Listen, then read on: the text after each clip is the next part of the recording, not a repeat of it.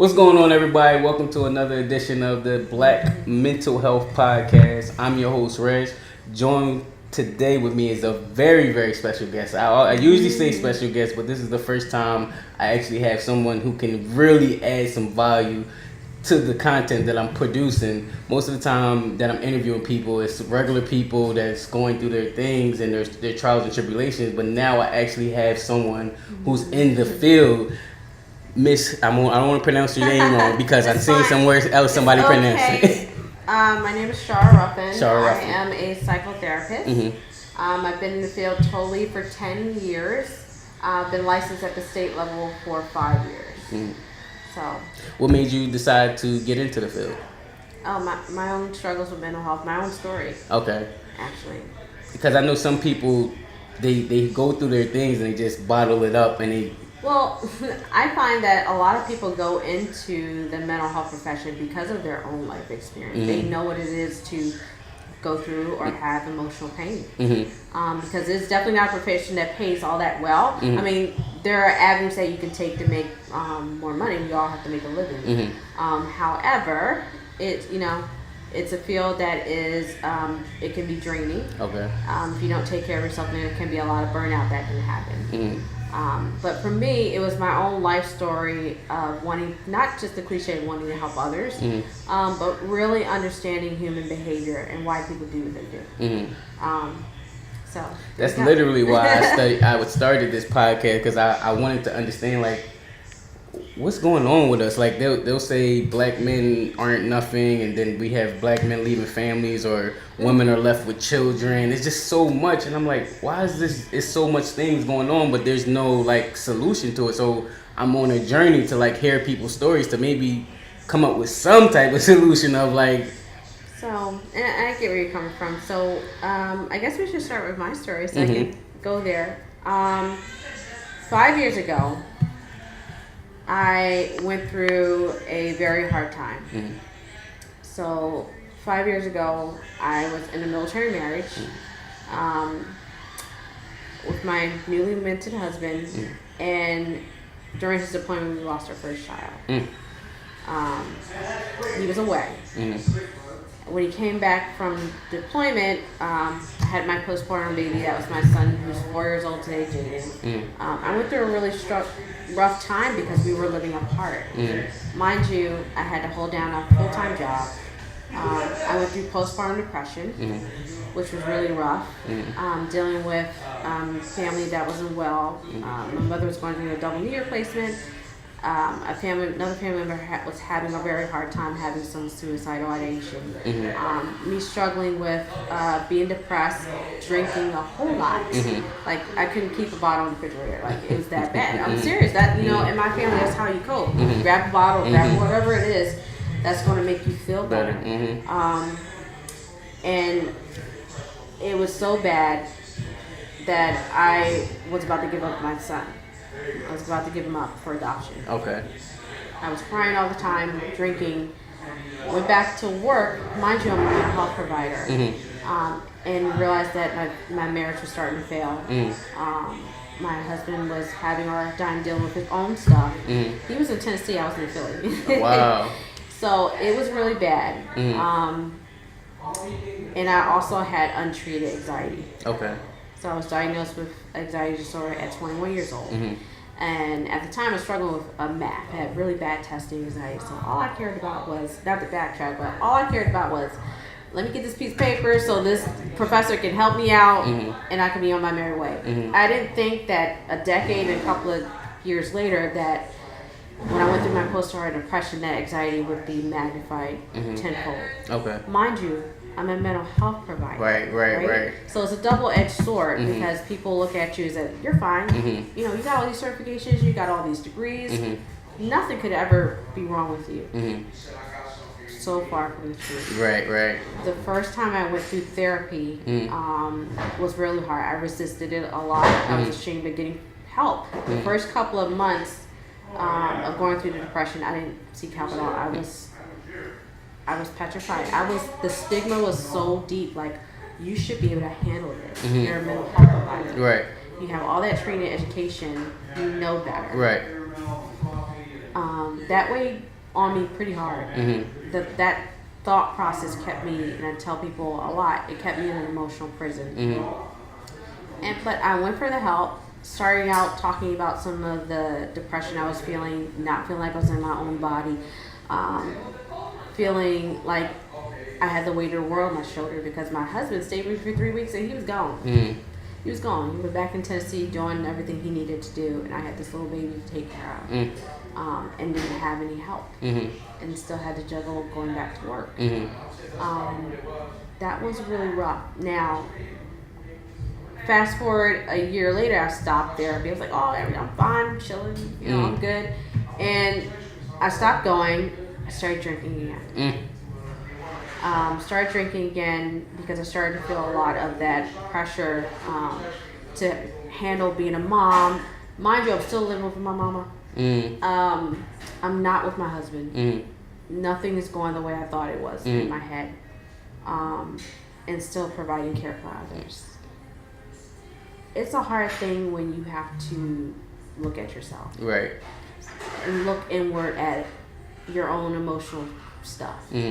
I went back into therapy a second time, and I've been in ever since. It's so important as a provider to understand what it is to be on the opposite side of that chair, to feel that vulnerability, to lay out all your stuff on the table, and be able to try to make sense of it all. It's a scary thing to reach out for help. So when you were going into that, when you were having those feelings, when you had them, did you identify that it was anxiety, that it was depression, or you just knew you weren't feeling good? I know I wasn't feeling good. It's one thing to see it with other people until you experience it for yourself. So, I had never been depressed ever. I've been anxious, but never depressed. I remember crying. I would get home from work. I would be in this. I have this Minion shirt. I still haven't want to burn it, but I have this Minion T-shirt that I wore every day I came home from work. I throw on this Minion T-shirt and drink some beer. Okay. And take care of my son, just to numb myself. Just to numb the pain. Just to numb myself and take care of him. I was miserable, literally miserable, and feeling like I was alone, despite the fact that in reality, I had my husband, but he was far away. And also, I think really from another relationship prior that I was in, because with my military marriage, it was fast paced. It went pretty fast, and later on, I found out that it was really the fact that I didn't give myself enough time to heal from the pregnancy. The relationship prior. Okay. And a lot of people don't look at their own family history of knowing their history. Teenage pregnancy in my family was really high. High divorce rate. Military families, military marriage, high divorce rate. I was like, I'm never gonna repeat those patterns. Right. Lord and behold, I did. Right. If you don't know it, you'll repeat it. As hard truth as it is, and people, sometimes will walk around with blinders on and are afraid to wipe their glasses because of what are they going to see. How do you avoid? Because something you said hit home just now, where I was following some of the same similar paths of my dad. Like he lost his license, he couldn't stay with his woman, and I just realized when I talked to him, because maybe I should introduce that. I didn't talk to my dad for he was in and out of my life since 2 years old. I was the second baby. I feel like I was not the mistake baby, but we gonna try to make it work baby, but it didn't work, so he was gone. But as I grew into my manhood and I wanted to learn more about myself, I started reaching back out to him. Mind you, he didn't reach out to me, but we was able to, we're still working on it now, but repair and amend our relationship. And just talking to him, I know that I realized that I was following some of the same paths and not even with him. Like I wasn't even with him in person, but because of my bloodline, I was doing some of the same exact paths of what he was doing, tickets and just acting aggressively and just all of them things. And I'm like, wow, I don't even know you really, but I'm repeating some of your same mistakes. And how do you suggest people go within themselves to really deal with those family issues? Because I know it's hard to like swallow that pill. Oh, Oh, it's hard. I mean, in college for me, I got a little bit of a taste of it. In terms of having to write papers, looking at my own family history, because if you don't know what's going on with you, how are you going to help somebody else? You may end up being the patient, right? And they teach you that about boundary setting and really getting to know yourself. Even when I did have my family history, it was still pretty hard. It takes time, and it takes a level of awareness to want to know that history, and it's ugly, you know, and who wants to attach themselves from it. I had a lot of issues with my father. He was a military guy. His father was in the military. They were both emotionally disconnected and carried a lot of anger from one generation to the other, even down to my brother for a little while. And although my brother is now able to recognize it, he didn't recognize it when it was starting with him. You know, I ran from it for a long time. College, getting education for me was my way out. But did I really run from it? No, not really. When I left to go to college, I went to a predominantly white college, and then I went to Howard. I was away from my family. I didn't have to deal with the dysfunctional piece where my parents were living together, divorced since I was yay high, but they were living together fighting like cats and dogs. I saw a lot of things I shouldn't have, but that's also part of my history. I ran from that, and my brother and my sister were stuck in that. And then when I came back, there was a lot of anger and a lot of things that I had to sort through with my own family, why I ran in the first place. But I was attracted to men looking for my dad. Attracted to men that were just like a military background, emotionally disconnected, and not realizing it until hindsight, like we all do. That's how we learn, sometimes through our own pain. What I would tell people is it's not an easy process. Some people don't want enough. And sometimes it takes a life event to bring them to the point of being broken down. I was literally broken. And now, even now, I'm just tired of hiding in the shadows with it. Even as a mental health provider, wanting to tell people that it's okay to reach out. You cannot have one without the other. You can't have the mind working and the heart working without them being connected. They're very much connected. You got to take care of both. And I know it's such a stigma in the Black community is, you know, they tell you go see a pastor, go to church, you know. But even in a church setting, there's so much stigma connected to talking about mental health. I know now it's more open, but it's still a work in progress with trying to fight against, you know, am I crazy? I've had people say, you work at the crazy house, girl, I'm not going there. You know, even my own family, you know, it's something you constantly have to fight against because it comes down to life or death now. You know, the word crazy. How? Because I know I've told my girlfriend or fiance that you can't just put everything off as crazy, because crazy is like it's a spectrum, and there's certain things that I honestly feel like it's almost offensive to certain people to even use that term of being crazy, because there's certain things that people are going through. It's an illness or it's something they're going through, but you can't just diagnose her. But she's not a doctor, but you can't just say everything is crazy. From what you studied in your field, what do you feel or have any insight about the word crazy? I mean, I use the word crazy out of turn. Okay. You know, saying this is crazy, or, you know, attacking someone's behavior, not knowing, but not really thinking about the meaning of the word, the stigma that comes with it, the heaviness of it.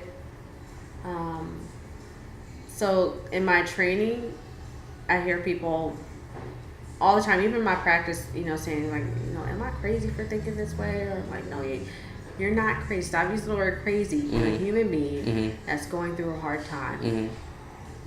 That's it. That's to me in a nutshell. Okay. You know, but we end up stigmatizing ourselves, right? Those labels are so strong, but we have to change. It has to start with your own dialogue with yourself. At least for me, put all the training, all the degrees, all that doesn't matter. Right. what it comes down to really is how you feel about yourself and how you relate to others. It's really about human connection. And that's something I learned right off the bat. Even out of school, you can talk to somebody about theory all day. You know, you got this interventions, cognitive behavioral therapy, DBT, all that. If you cannot reach that person, heart-to-heart conversation, they will not listen to you. They will not hear you at all. So it's really about rapport building and building that human connection. People just want to be heard. They want to be understood. Throw all that therapy stuff out the window for now. Interventions, that's important. But that comes later. You gotta reach them first. You gotta hear them first. So you spoke about reaching people and taking the therapy part out of it. What about talking to like kids in the community? Because when you use the jargon that you learn from like the therapy books and the studies that you go through, it doesn't relate almost. No, it doesn't. So how do you, even like talking to parents, like how do you relate to kids in that manner? Because my goal for this fall is to go and talk to kids, and I feel like I'm still young enough to relate, but old enough to know better, so that way I can put the medicine in the candy. Got it. Yeah. Again, I really go back to reaching them where they're at. Okay. Wherever they're at. I've definitely had younger patients that I've reached. I'm 32, so that's not that old, but someone reaches somebody that's like 19 or 18, I've reached them basically just understanding, starting where they are. Whether that's going through a divorce or they're having issues in their relationship, showing empathy and putting myself in their shoes. You know, we all wear shoes. We wear different shoes, but we all have to wear shoes. So really just reaching them. If this is what you're going to do and you're trying to reach young people, reach them where they're at, wherever they're at. Start small. So in your field, you said you had all type of clients and patients. Why is it so hard to get? Let me not even ask that. Do you feel like, as a black woman, you're the minority in your field? Because I feel like I know that certain family members reached out and tried to go to therapy, but it was someone Caucasian. Okay, that's a different conversation right there. So yes, there's a small percentage of black therapists. It's growing. But even for me, I had a Caucasian therapist. Okay. There really needs to be a lot of cultural competence. What we call cultural competence, really an understanding of the culture. Okay. To really understand how you can help this person, but really reaching them from where they are. For me, predominantly my patients are African Americans. Okay. They come from my neighborhood. I live in the same neighborhood as they do, so I have that connection. I understand because I live there. Okay. There's also another level of patients that are Caucasian, Asian, that come from different walks of life, different cultures, different origins. For me, what's helped me to make me successful so far in my practice is really just, it doesn't matter if you're yellow, blue, black, purple, orange, alien, whatever. Right.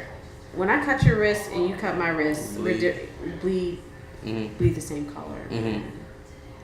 That's so true. Bleed the same color. That's so true. I understand that there is, now I know the African American community, we deal with a different set of issues, especially in this landscape, right? Where we are right now. We got issues within issues. Yes, right? Yeah, that are not being addressed. There are a lot of people I know on LinkedIn, a lot of wonderful people that are trying to reach African American men and just the African American community in general.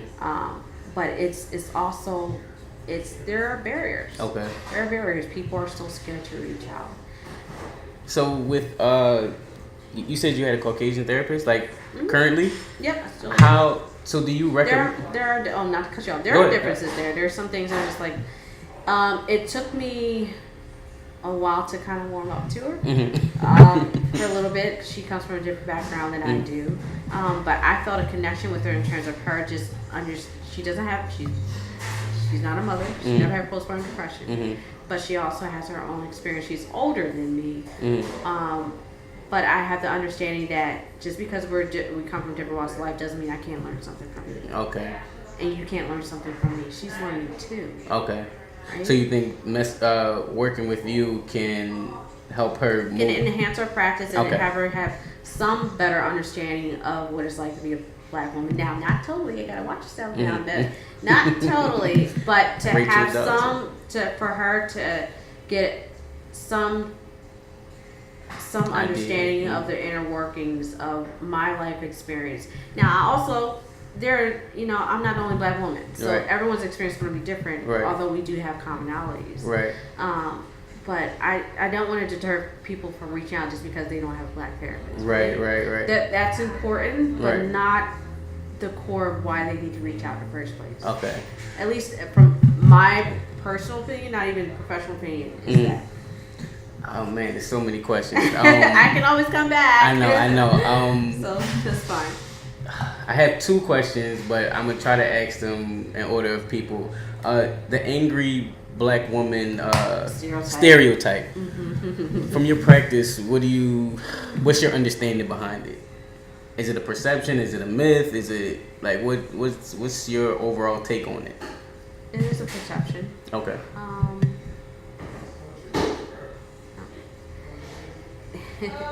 I still feel like it's a hard line to walk. Okay.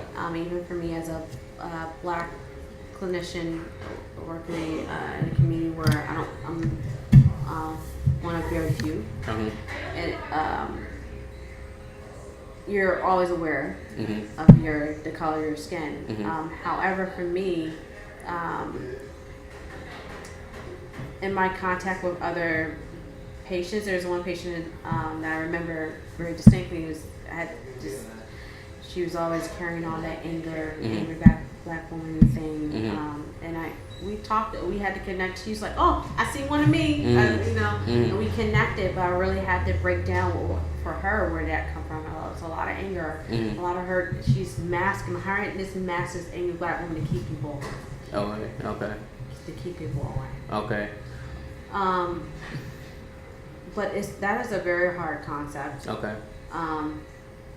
Even for me, sometimes very hard to hear when I do hear from other people, or people I've worked with, or with the angry woman thing, and then having to counteract that, like, look, you're not like them. Right. What is this? Like, I'm an exotic animal or something. But I deal with it every day. Okay. Patient or even in the field, it is something that is a real perception that we constantly have to push to break. And people still carry that stereotype. And when I mean carry, that people still will wear as a sign of protection, keep people away. And I mean, there are a multitude of reasons. It's deep. There are many. At least for me, I'm only speaking from my experience. I can't speak for anybody else. It's a multitude of layers to just that. That's a whole different podcast. Right. To that. I try to understand it because I feel like if Black women are angry, I feel like they have a right to be. Yeah. So for people to analyze and try to critique and demean them for the way that they carry themselves in certain situations, it's like, don't judge unless you understand first, because it's a lot of things, and like you said, it's for each individual woman, it's a case-by-case situation. It's gonna be different, right? And you don't know what they've been through and what they've seen and what they had to go through. So I wanted to hear that background. Postpartum.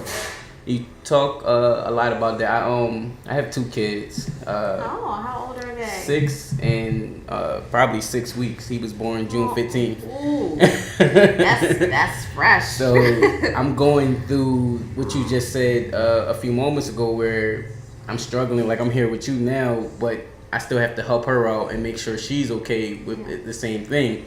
How do you?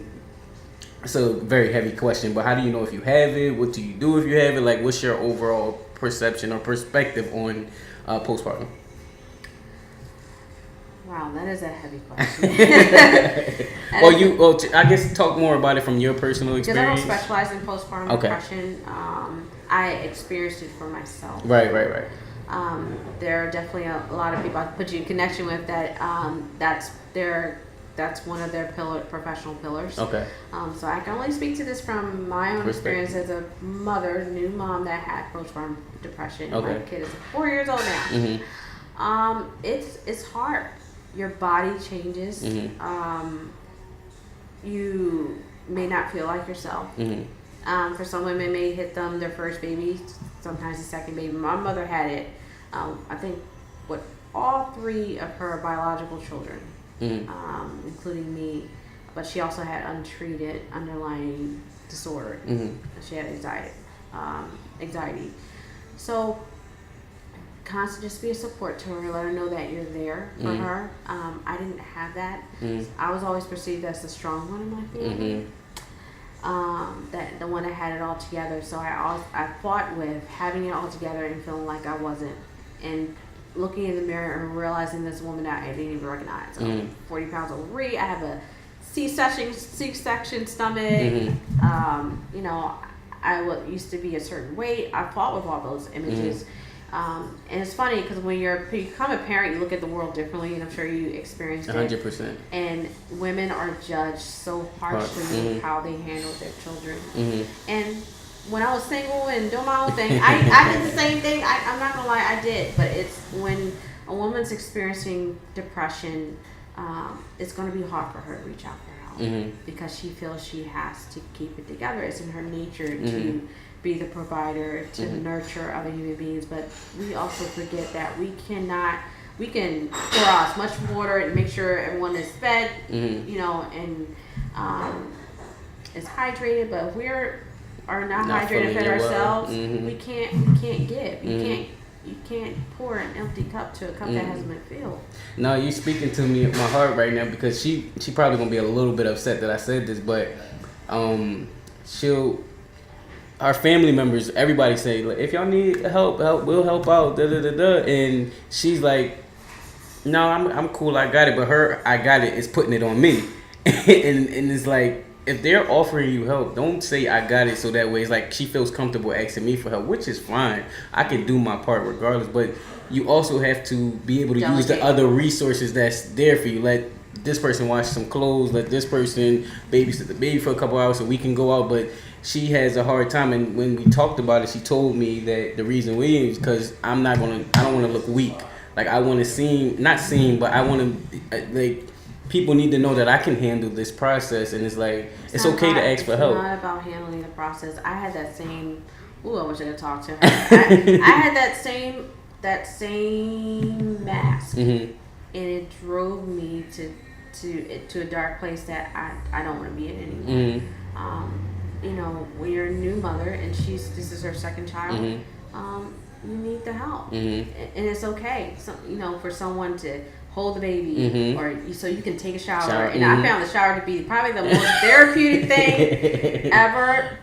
And to know how powerful it is to do self-care. I was a better mother when I had the support. And it's hard for me because I had none. I used to get so angry and upset when I would hear, the father being in the home and being in healthcare. I had nobody. It was me. In me, I was everything, and I'm still everything to my little boy, because his father is not that engaged in his life, and I'm okay with that now.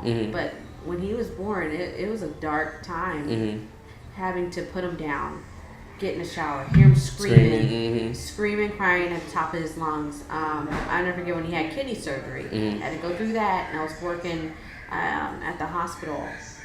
It was a rough, man. I could give you a whole book. But she's got to want to be the one to reach out for help, but you also have to keep encouraging her. I told her. I told her. If you want, hey, tell her, give my number, tell her, I'll be more than willing to talk to her. I told her. I told my mom. I'm like, Mom, she not asking for help. She like, you told your mom. I'm like, yep. So she said, she said she doesn't want to feel like she doesn't want to be looked at as weak. Right. It's never weak to reach out for her. Right. Yeah, and mind you, I'm struggling with, and there's nothing with what she got going on, but I'm struggling. Also, y'all have to keep your bond strong, right? Right. Because if you two are stressed and you're taking care of, you're being parents, What's happening to the relationship? And mind you, I just talked to somebody about that maybe about 2 days ago, where we're kind of we're still happy go lucky, but we're kind of in all right, let's put this on pause to be parents, and then when he gets of a certain age, it's kind of like a partnership for now. And mind you, we're even the head I got on is from our relationship, like from our podcast. Yeah. But we kind of like, all right, let's put that portion on hold, be parents, and then we can pick back up that part when we get through these stages, because we've been through that stage before. But even if it's just a check-in, right. Even with my partner, who's been helping raise my son since he was 3 months old. Mm-hmm. So we always had a check-in where we just check in with each other, or just have movie time when the baby's down. Just some time for ourselves, Mm-hmm. even if it's an hour, a check-in. You guys have to check. You guys are a team. Mm-hmm. But if one person or both are not connecting, Mm-hmm. you are not doing well by that child, Mm-hmm. right? You guys have two, right? So, and if I know it's going to be hard for her to understand, like, her focus is that baby. Yep. And I take my little boy with me. Like, my last interview I did, he was there with me. Like, I told him, here, you sit right here. So I'm like, all right, I'll take him because he's older. He can, like, kind of self-sufficient at this time. This little baby needs all your attention. And even at night, I know she having a hard time, like, with him sleeping or whatever. So I'm like, all right, I'll take him at night so you can get some sleep. But what I tried to explain to her, but she never listened to me, because you never can listen to the person that you're in a relationship with. I know. Believe me, you should talk to my boyfriend. I tell her, I forgot the train of thought. Whatever, it'll come back to me. But I try to tell her, like, you got this. Like, you have a handle on everything, but you just got to prioritize. Like, you have it. And mind you, I don't want to dictate how she has to do things. Like, you feel, I just know that you need to be supportive during that time. Like, you have to be supportive and just understand that pregnancy is not or having another child is not like an easy thing. You go through things, your body changes, all of that stuff goes through that. And I guess what I was transitioning to was why, from your perspective, you deal with black males too? Black males, yes, I do engage with black males in my practice. Now, there are different levels, of course, of diagnosis and cognition and coping ability, all that. But anyway, what was the question? The question was, because I'm dying to, like, figure this answer out. I know it's no cookie cutter answer. Care for them. That's something that you got to teach me too, how to use the correct terms. No. I'm correcting my language in terms of how I want to convey the message. Yeah. But how do you think that it's so easy or for them to leave their families? Like, they have babies or relationships. Like, it's just like, I feel like this is another podcast. Sure, write a whole book on it. I know. The cookie cutter answer. Like, I want to understand, because I talk to them, and my only answer that I've come with is it's hard for them. What is the example that they have? Right. Who's their example? Right. And I'm not blaming it on just their experience, but your parents, your caregiver is the first experience that you have. Mm-hmm. That's true. I don't care where you live or how you grew up. That foundation, whatever that foundation was, is what you're going to follow, even if it was painful, right? And I say that as a sister. I say that as a mother, because I have a 4-year-old little boy who may face this one day. I say that as an ex-wife. It's hard, and I don't have all the answers to that, but because I see a lot of brothers in pain. They carry that pain of what they grew up of, not having a father figure, or not having a father, or not having an example, and not knowing how. But here's the bigger thing: seeing the consequences of that, seeing it be generational, and how that is just carried on and on until somebody someone breaks it. That was my biggest thing.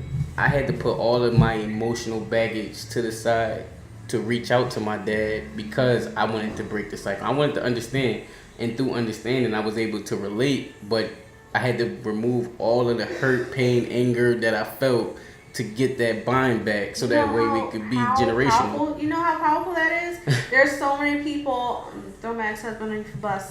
He's one of them. He used to call his father a sperm donor. He's in his 40s. But 6 children, 4 failed marriages later. He still has no insight into how him not knowing his father or his father's history or not wanting to know his dad. Even when his father reached out in his adulthood, how much that impacted him. I didn't want him to die with all the answers. Because even if he gave me some, like, I just didn't want you, I'd rather accept that than not knowing at all. Like, just to understand the psychology behind it. And it was like, we had some emotional conversations where, mind you, our relationship is not the best, but I'm happy to have like some type of line towards, like, so that way I can get some answers. How was my grandfather, where I come from, all of that stuff. This is important because guess what? You're passing that history on. You have 2 children that are going to get, sons. Oh, that's even 2 more. sons. You got 2 little boys that are going to get to know their family history through you, through your lineage. Good, bad, ugly. You have to let them know it, and then let them also know your experience of it. Right. That's a big, courageous thing that you did to want to stop the cycle. Say, look, I got all this anger and all this stuff, but I need to have some type of connection, in order for me to move forward past this, to be a father to my kids, to do better. My last question is just your overall intake on mental health within the Black community and what's going on, because it seems like it's been a surgence of like it's being a talked about topic, whereas before it was brushed over, but now it's something that's come to the forefront, and now people are being more cognitive of what's going on with it. But here's the thing, though. Once you become aware of your stuff, you have a responsibility to do something about it. Now, if you don't, that's up to you. But guess what? There are consequences, right? Sometimes life has a funny way of showing you the same thing over and over again until you get it. You know. Overall, my message is mental health is just as important as going to the doctor for a checkup, physical checkup. You need a mental health checkup. It's okay to reach out for help, or even to talk about or process what's going on with you. There's no shame in it. And I can say that, not as a psychotherapist, but just as a person who's going through it. There's no shame in getting help.